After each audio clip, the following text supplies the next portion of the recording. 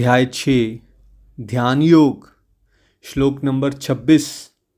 ये अस्थिर तथा चंचल मन जहाँ जहाँ भी भटके वहाँ वहाँ से हटाकर इसे निश्चित ही अपने वश में लाए। कृष्ण डिवोरीज भगवान जी यहाँ समझा रहे हैं कि भाई जहाँ भी आपका अस्थिर और चंचल मन, देखिए अनस्टेबल है, फ्लिकरिंग है मन, सबका भगवान ने बता दिया। तो ये ना किसी पर्टिकुलर एक रेस की बात हो रही है, ना कास्ट की बात हो रही है, ना अमीर की गरीब की बात नहीं हो रही है। सभी का मन स्थिर भी है और चंचल भी है। तो भगवान ने पहले ही बताया कि वो तो भटकेगा। तो अगर वो भटके तो क्या करो, फिर निराश हो जाओगी, ओहो मेरा मन क्यों भटक रहा है। कई बार नव साधकों से मैं बात करता हूँ, हमेशा कहते हैं पता नहीं निखिल जी मेरे साथ ही क्या है ये प्रॉब्लम कि मेरा मन बड़ा भटकता है। इस तरह के सवाल पता क्यों आप पूछती हो कि आपको भगवत ज्ञान नहीं है। भगवत ज्ञान समझोगे तो क्या समझ आएगा भाई, यूनिवर्सल नेचर है।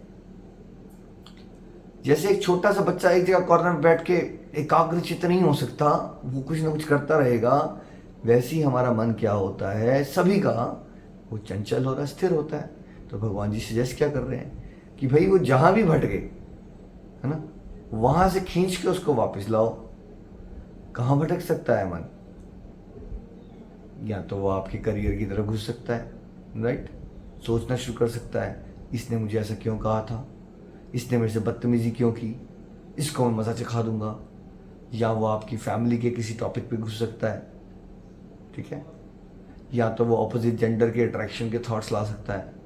क्या वो स्टॉक मार्केट के बारे में सोच सकता है ना, काश मैंने उस समय ही पैसा लगा दिया होता तो आज मेरा पैसा इतना बन जाता, ठीक है। काश मैं इस जगह पे पैदा होने की जगह अमेरिका में पैदा हो जाता तो बेटर रहता।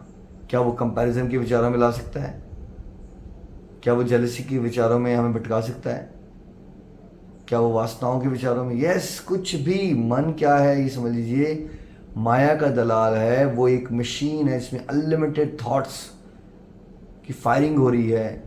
और दुर्भाग्य की बात क्या है कि उसमें से मैक्सिमम थॉट्स कैसे होते हैं फ्रेंड्स आपके हिसाब से, पॉजिटिव या नेगेटिव? मैक्सिमम थॉट्स की जो बम्बार्डमेंट होती है हमारे मन में, वो कौन सी होती है? जो स्पिरिचुअली बहुत ग्रोन लोग हैं उनकी बात नहीं हो रही है। मैक्सिमम संसारिक लोगों के केस में मैक्सिमम जो थॉट्स की बम्बार्डमेंट होती है हमारे मन में, वो बहुत नेगेटिव हो सकते हैं। किसी भी प्रकार के थॉट्स आ सकते हैं, है ना। तो पहला सोल्यूशन क्या हुआ नेगेटिव थॉट से बचने का? इस बात को एक्सेप्ट करना सीखो कि नेगेटिव थॉट्स आते हैं। माइंड को कंट्रोल करने का पहला स्टेप क्या हुआ? इस बात को रियलाइज करो कि माइंड को कंट्रोल करना बहुत मुश्किल होता है। और सभी के साथ ऐसा होता है कि मन चंचल और अस्थिर होता है। इस बात को रियलाइज करना बहुत ज़रूरी है। तो फिर भगवान ने क्या कहा? उसको वापस अपनी तरफ खींचो। देखिए जैसे आपने अगर नया नया कोई डॉगी रखा है घर में, पेट, है ना, तो आप उसको वॉक करवाने जाते हो, या आपने देखा होगा किसी को ऐसा करते हुए, राइट, चेन लगाई होती है उसको, पटा और चेन। जब वो वॉक करने जाता है तो उसका स्वभाव क्या होता है एक डॉग का? मान लीजिए कुछ गुलाब के फूल लगे थे रोड के साइड पे और साथ में गार्बेज पड़ा था। आपसे ये सवाल मैं पूछूंगा कि जो डॉगी है वो गार्बेज को सूंघेगा या सुंदर से रोजेस के फूल को सूंघेगा, फूलों को सूंघेगा? Yes, you right. किसको सूंघेगा? वो गार्बेज को सूंघेगा। तो फिर मालिक क्या करता है? सूंघने देता है उसको, उसके साथ सूंघना शुरू कर देता है। क्या करता है? उसको खींच रहा है, चल चल चल टॉमी यहाँ से चलो, नेक्स्ट, आगे चलो आगे चलो। अच्छा ये कीजिए, जब जब मालिक ऐसा करता है तो क्या उसके 2-4 मिनट के बाद अगर सिमिलर सिचुएशन आ जाए कि कोई सुंदर से फूल हो और गार्बेज हो, है ना, तो क्या करेगा वो डॉग? अब समझ जाएगा, सुधर जाएगा और फिर वो सुंदर फूलों को सूंघना शुरू कर देगा, या फिर से गार्बेज में जाएगा? वो फिर से गार्बेज में जाएगा। तो फिर मालिक क्या करेगा? वो फिर से उसको वहां से हटाएगा, है ना। तो ये कंटिन्यूस प्रोसेस है डॉग ट्रेनिंग में, है ना। ये डॉग जो है इस उदाहरण में क्या है, यही हमारा मन है। मन भी तो ऐसे करता है। हमारे दिन में बहुत सारी अच्छी अच्छी चीज़ें हुई होती हैं, ब्लेसिंग्स भी बहुत होती हैं, लेकिन बहुत सारी नेगेटिव चीज़ें भी हो जाती हैं। तो मन किसको उठाता है और किसको सूंघता है बार बार? जो कुछ नेगेटिव हुआ होता है। आप नाम जाप करने बैठे और हो सकता है कि आपका मन आपको 25 साल पहले जब मेरी नई नई शादी हुई थी मेरी मदर इन लॉ ने मेरी सारी ज्वेलरी छीन ली थी, और आप उस बात को याद करके रोना शुरू हो गए। एक बार मैं देखा किसी को बहुत ज़्यादा रो रहे थे, मैंने कहा क्या हो गया? तुमने मुझे स्टोरी बताई कि ऐसा मेरे साथ हुआ। मैंने कहा यार तुम 25 साल पहले पहुंचे हुए, कैसा हो गया? बट ऐसा उनकी शक्ल देख के ऐसा लग रहा था कि वो एग्जैक्टली जी रहे हैं उस चीज़ को। That is the power of mind. चाहे वो 25 साल पुराना थॉट क्यों ना हो, बट अगर माइंड वहाँ पहुँचा देता है तो बंदा उसी समय पे उसको वो गंदे इमोशन सारे उसके ऊपर डोमिनेट कर लेंगे, है ना। तो फिर हमें क्या करना चाहिए? मन को कैसे वापस लाना चाहिए वहाँ से? सिंपलेस्ट तरीका क्या है कलयुग में? हरे कृष्णा कृष्णा कृष्णा हरे हरे, हरे राम राम राम हरे हरे। कलयुग केवल नाम आधारा, सिमर सिमर नर उतरी पारा। देखिए कलयुग में सबसे आसान तरीका मन को नियंत्रण करने का क्या है? भगवान जी के पवित्र दिव्य नामों का लगातार उच्चारण करते रहना है। मन लगे ना लगे वही हमारे लिए उस डॉगी का पट्टा और रस्सी है।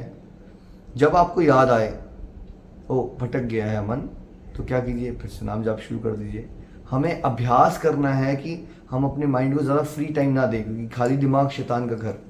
या तो हमने ड्यूटीज़ कर रहे हैं हम डिवोशनली, या हम प्रभु का नाम जप रहे हैं, या हमने अपने आप को बहुत सेवा में एंगेज किया है।